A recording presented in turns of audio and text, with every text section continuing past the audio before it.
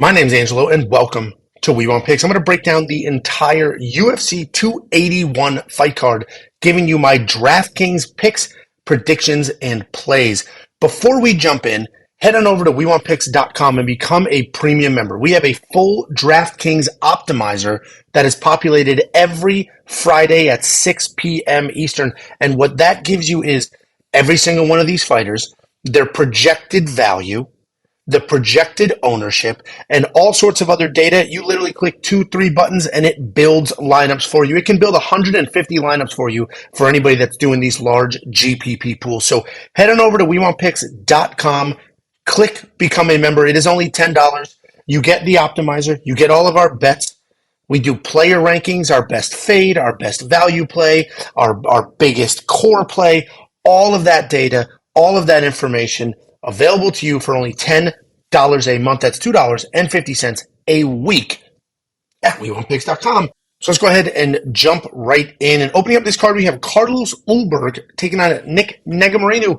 This is essentially striker versus striker. Carlos Ulberg is a very, very good kickboxer with a legitimate professional kickboxing career. He's training with Izzy and the rest of that city kickboxing team. We have seen some grappling out of him. He went 2 for 2 on takedowns against Fabio Cherant. In that win, it was a decision. A lot of people expected him to murder Fabio Cherant, but frankly, a decision was kind of nice to see because we got to see his cardio and we got to see those takedowns, a little more well-roundedness from him. He's taking on Nick Moreno, who is an absolute dog.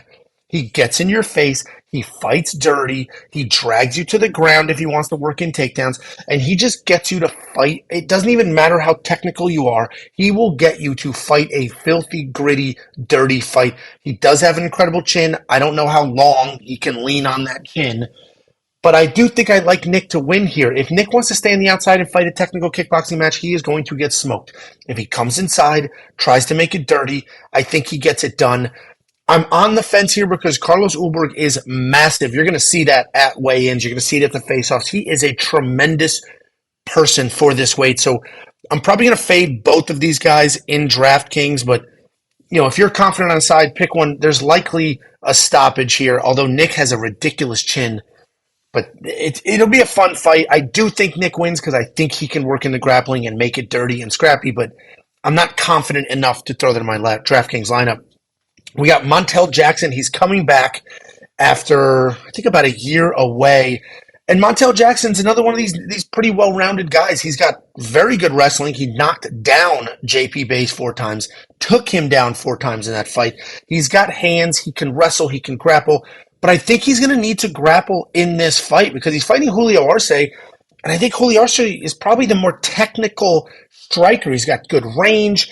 He doesn't have that just raw one-punch knockout power, but he can pick you apart. He can chip away. He can use that length, and he can get it done.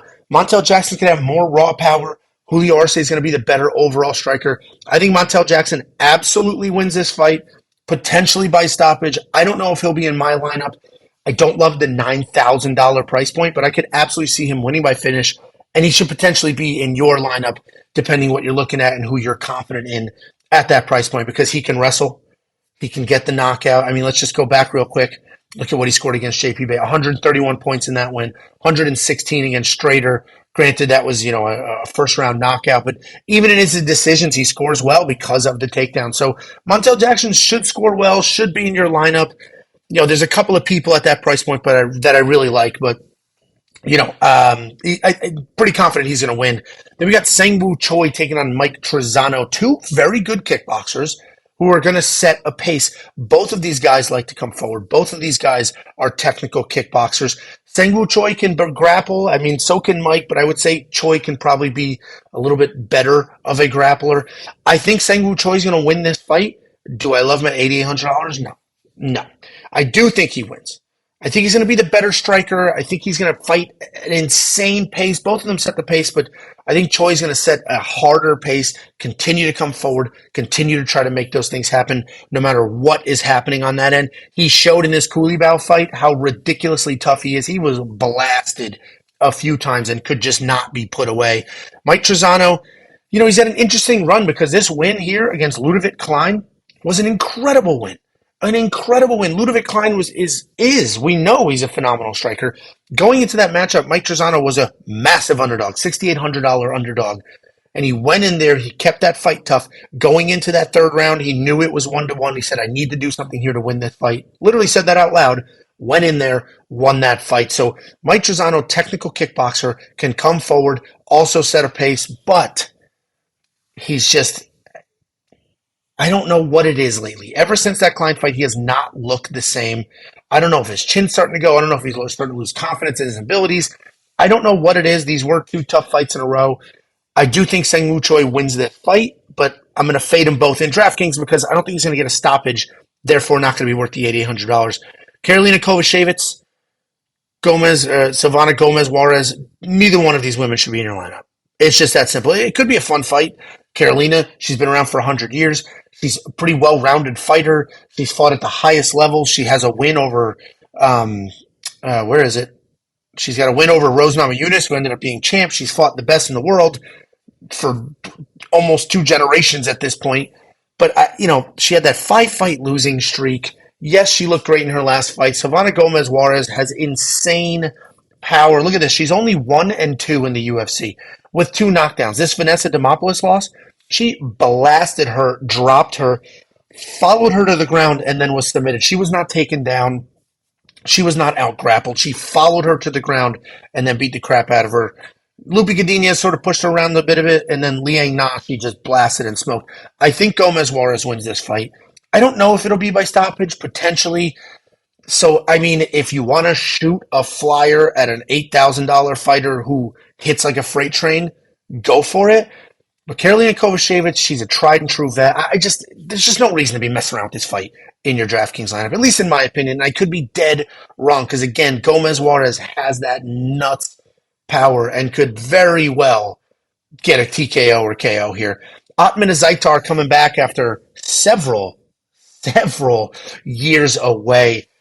Otman Azaitar is incredible. If you're coming forward, he will plant his feet and blast away. If you're not coming forward, he will come forward and blast away. This guy wants to swing. He throws heavy. He's got insane power. He's an incredibly, incredibly dangerous fighter, and he's only $7,700. He's definitely going to be in my lineup. I get it. He's fighting Matt Frevola. Matt Frevola's got some power in his hands. We saw that against Gennaro Valdez with the 4 knockdowns. He's definitely a wrestler. We have seen him work in takedowns before. He took Pena down 4 times, Turner down 4 times. He took Venata down twice, and Lando Venata's a decent wrestler himself. So, and then, Arman Sarukian's nasty. Terrence McKinney's nasty. So these 2 losses are not bad losses. They're not bad losses at all. I still think that Otman Azaitar comes forward, bombs away. Matt's going to be taking sort of shots that maybe he shouldn't be taking because, he's not liking the striking, so he's going to go for the legs. And I can see Otman Azaitar getting the win, getting the finish, and I love him at that underdog price point. Then we got Andre Petroski taking on Wellington Turman. I do not love Andre Petroski at $9,200. I do think he wins this fight. He's one of my more confident picks to win this fight. Couple things to factor in. 1, he is a nasty wrestler. He does have power in his hands. Not a great striker, but he has power in his hands. His gym can't win a fight to save their life lately. That's just the reality of it. I don't think that matters. I'm not a big gym karma guy. I don't think when a gym's on a slide, they're all going to lose. That's not how I think. I don't think it's a factor. Each fighter has their own unique situation. Yes, collectively they're a gym and they could have highs and lows, but I don't really factor that in. So anybody being like, oh, the rest of his teammates got smoked. Sean Brady got smoked. Pat Sabatini got smoked. It's Petroski's time. I don't think so. He's a nasty wrestler, and he is training with Sean Brady. He is training with Pat Sabatini.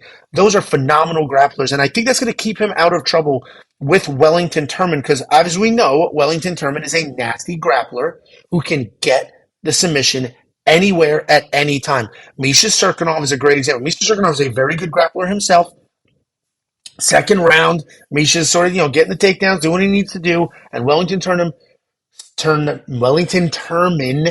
submits him from his back like it's 1996. Off his back, threw up an armbar, and got it done. So Wellington Turman is incredibly dangerous. His stand-up is just okay, but he is training with Glover. Glover has Alex Pereira in there training for about 2 years now. Dominic Reyes seems to be there as well, training. So Wellington Turman's getting the rounds. He's getting the grappling rounds with Glover. He's getting the striking rounds with Alex Bejeda. And now they got Dominic Reyes in there as well. So Wellington Turman, I imagine, is getting the best possible training he could be getting here. I still don't necessarily think it's enough because styles make fights, and I think Andre Petroski is just going to get the takedowns and hang out on top. Andres tends to gas a little bit. Wellington is very well, conditioned, so I don't see him slowing down, him gassing as well. But I like Petroski to win this fight. I am not touching that price point. If you guys want to throw Wellington in there at $7,000 for that, chasing that sub, might not be the worst thing in the world, especially for a GPP, a large pool entry. And again, guys, don't forget, we have that DraftKings optimizer. So if you're chasing those $100,000 payouts, head on over to WeWantPicks.com. It's only $10 a month. And the DraftKings optimizer will be fully populated every Friday. It's around 6 p.m. every Friday with the projected ownership and the projected value. So that's basically, value is a calculation of what they think they'll score, what they have scored, all the outcomes, things like that. So then you pick who you like, who you don't like. If there's specific fighters you absolutely do not want in your lineup, click one button. If there's fighters you absolutely need in your lineup, click one button. You say how many lineups you want it to build, and then it'll build you those lineups. It'll spit out 150 lineups for you. You upload those, you enter a couple of the dollar entries, and then you go ahead and chase your 100 grand. So WeOnPicks.com, click become a member. It's only $10 a month. It includes that, but also all of our bets. We do the DraftKings ownership projections. We do the DraftKings rankings. We take every fighter and every salary group and rank them by price point. All of that is available to you for only $10 a month. Aaron Blanchfield, Molly McCann. Really tricky fight. First of all, $9,500? No. Not doing it. I do think Aaron Blanchfield wins. I also think of all the heavy favorites on this card, she is the most likely to lose. I don't think she loses. I do think she wins this fight. I'm not spending $9,500 in DraftKings. I'm not throwing it any parlays as far as bets are concerned. Aaron Blanchfield looked like absolute trash against J.J. Aldridge. Absolute trash. She eventually got the submission, but she just sort of caught it in a weird exchange on their feet, and she was getting pushed around. She was getting taken down.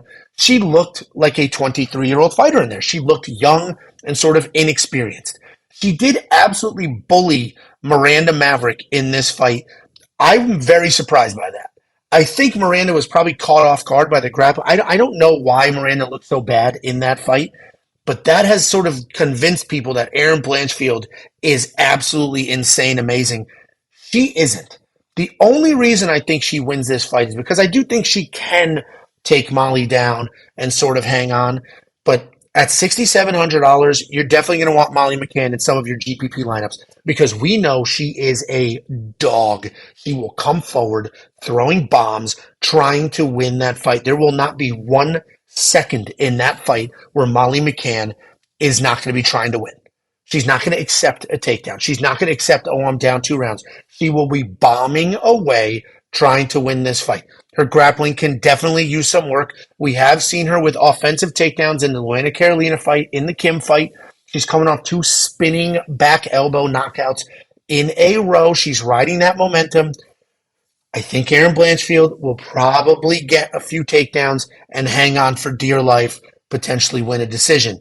She could obviously snatch something up in a scramble as well, as she did in that J.J. Aldridge fight. I'm not touching this. I'm not doing anything with it. You want to shoot a fire, Molly McCann, go for it. Molly McCann is Jacob's lock of the week. I get it. I'm not going as far as picking Molly McCann, I'm not going as far as picking Molly McCann, but damn, everything about Aaron Blanchfield in this fight feels like a trap.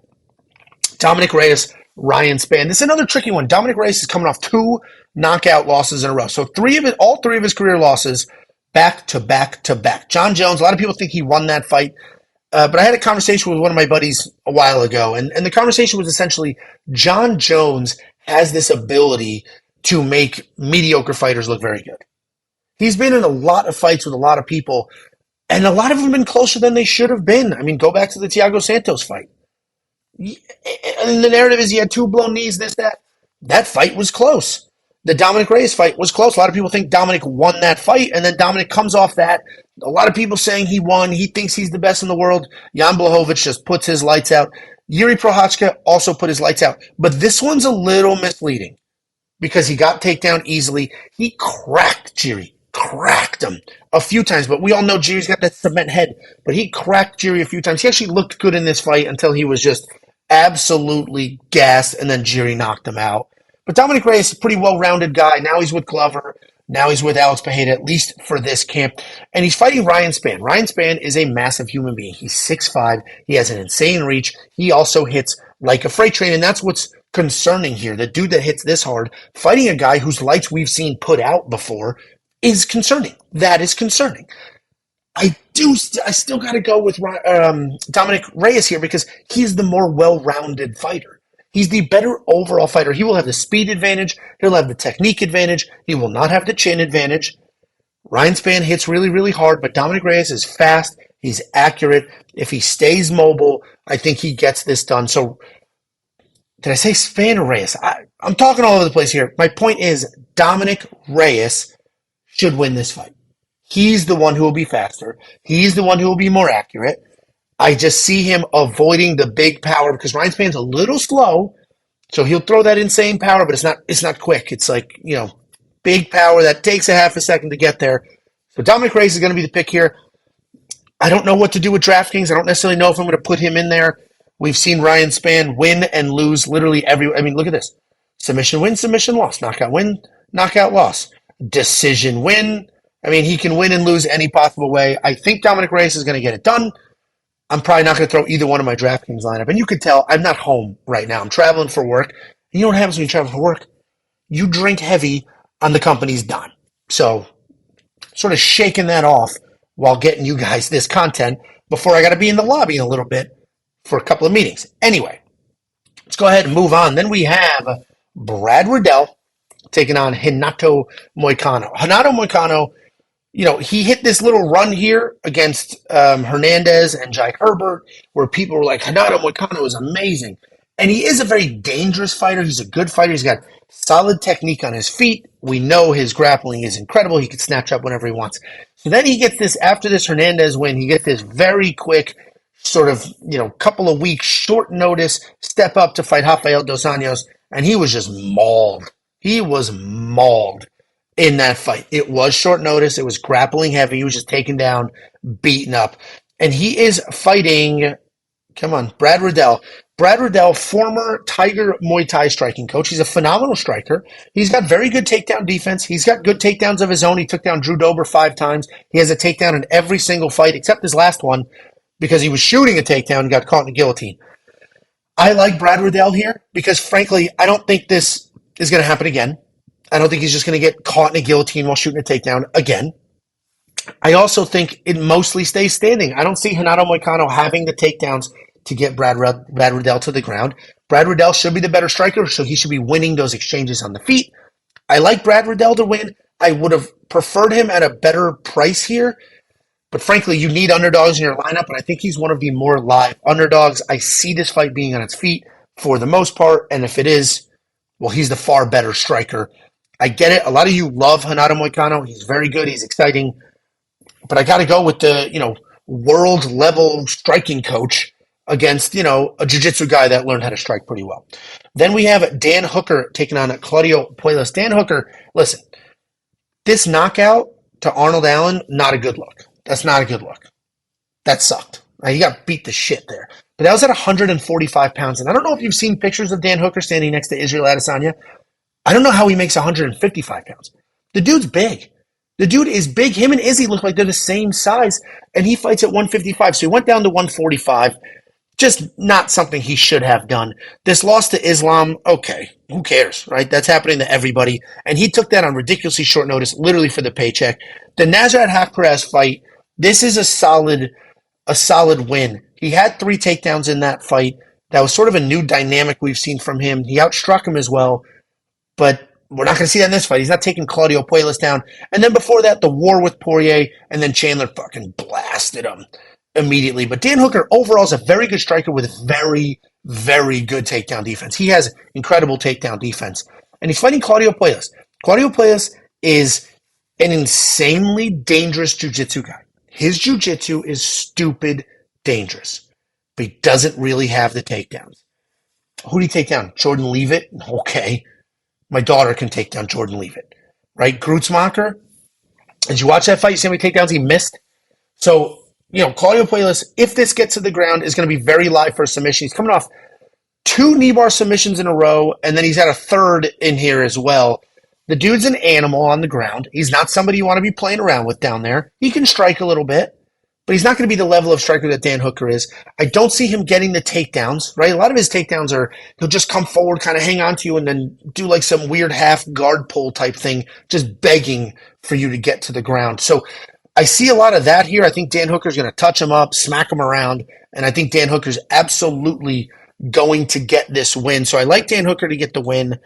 The problem is at $8,700, I don't think there's a finish.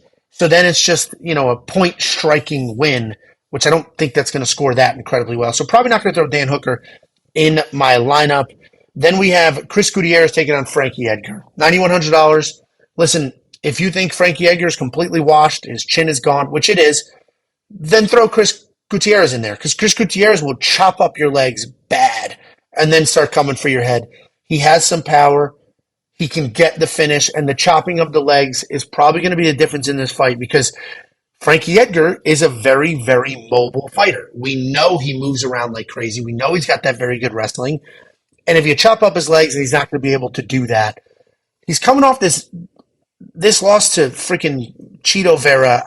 Listen, Frankie Edgar is an all-timer. He's an all-timer. Anybody new to MMA, you've only seen this run here since 2019. He's the former lightweight champion of the world, and he did it way undersized. He has been in wars. This dude is a gamer. He's the epitome. When people say Jersey tough, every state has their own whatever tough. This dude is top 5, one of the toughest people to ever step foot in the UFC. I hate Sandhagen blasting him with that knee. Chito Vera blasted him. It was the up kick. It's the horrible meme where his face looks like an orangutan that's melting. And, I feel bad because he was winning that fight. If you look at the judges' scorecards, 2 judges had it 1-1. 1 judge had it 2-0. If he was able to get through that third round, he could have maybe likely won a decision. He had 3 takedowns in that fight. He had more significant strikes, more total strikes landed. I mean, he scored 70 in a loss where his head came off of his body. That tells you, what he was able to do in that fight. We now know that's every Cheeto fight. Dominic Cruz did the same shit. But the reality is Frankie Edgar can still move. He can still wrestle. He's not losing his speed. He's really just losing his chin. But that could be a problem here. I'm not going to throw Frankie Edgar in my lineup, but he's not a bad, again, GPP large pool play. He's at $7,100.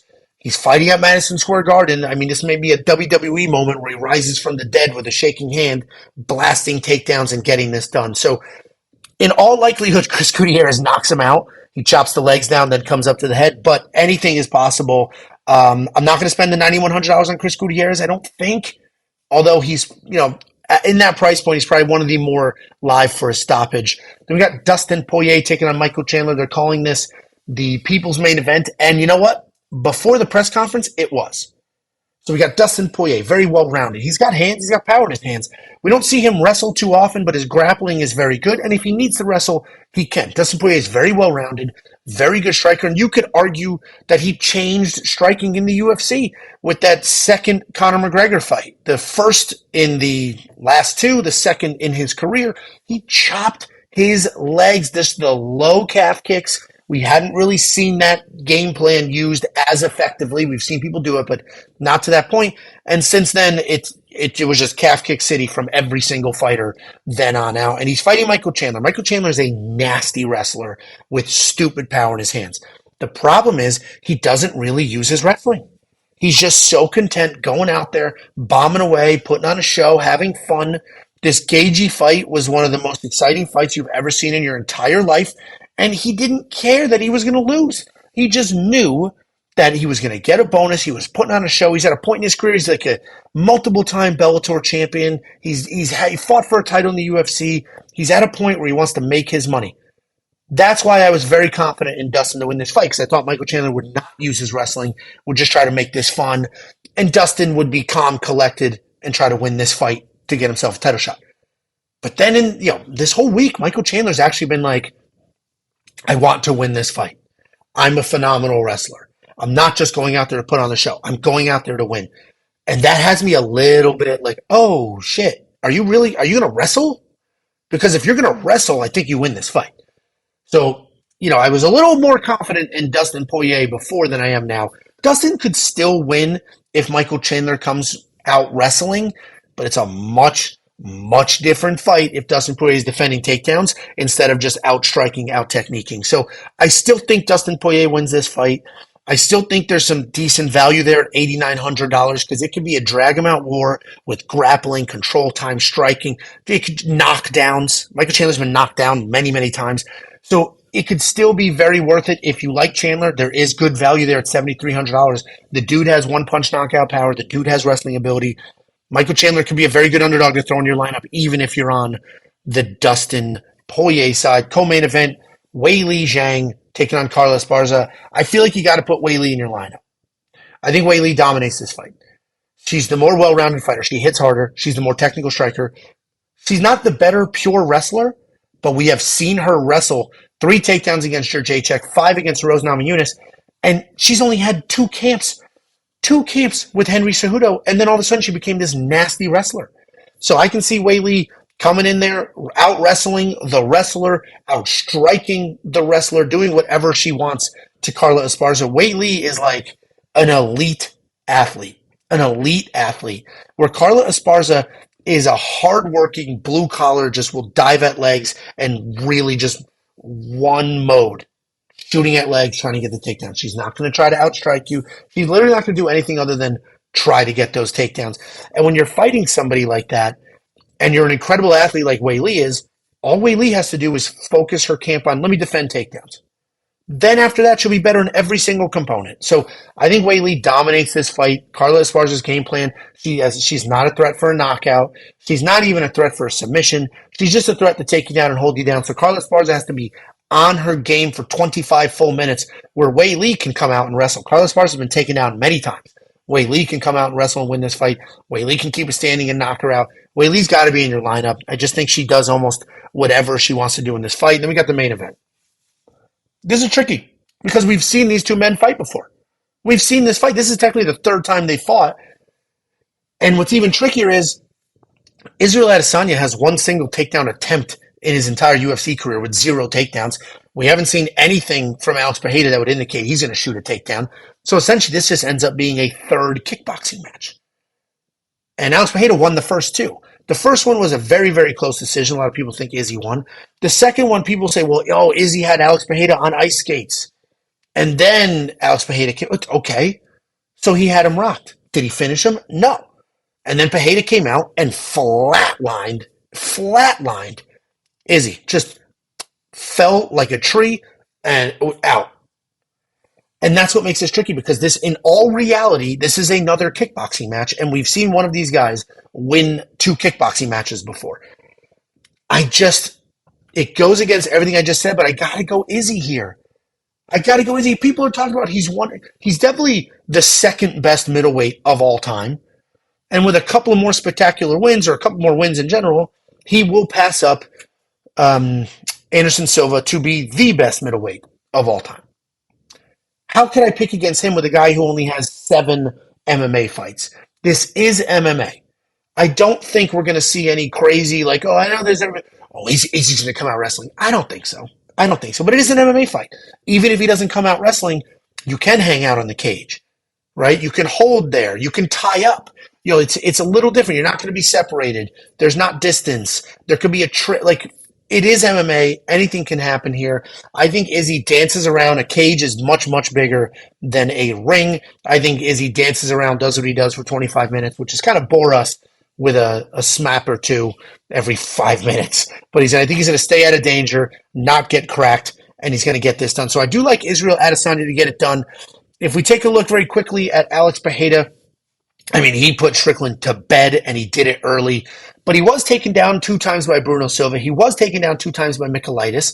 But we saw him work back up, continue forward, not get frustrated, and he ended up getting the stoppage against Michailidis in the 2nd round, and then he out-decisioned Bruno Silva. Bruno Silva did have some success getting to Alex Pereira's face. Didn't matter, because Pereira has a freaking chin. But Bruno Silva did have some success getting there. So, listen, I like Is your lad decided to win that fight? Guys, don't forget, WeWantPicks.com. Become a member. It is only $10 a month. You get the DraftKings Optimizer, ownership projections. We do fighter ranking by salary. So we'll say anybody from 8,900 to, and up. And then we rank them. Who should be in your lineup? Every single salary group.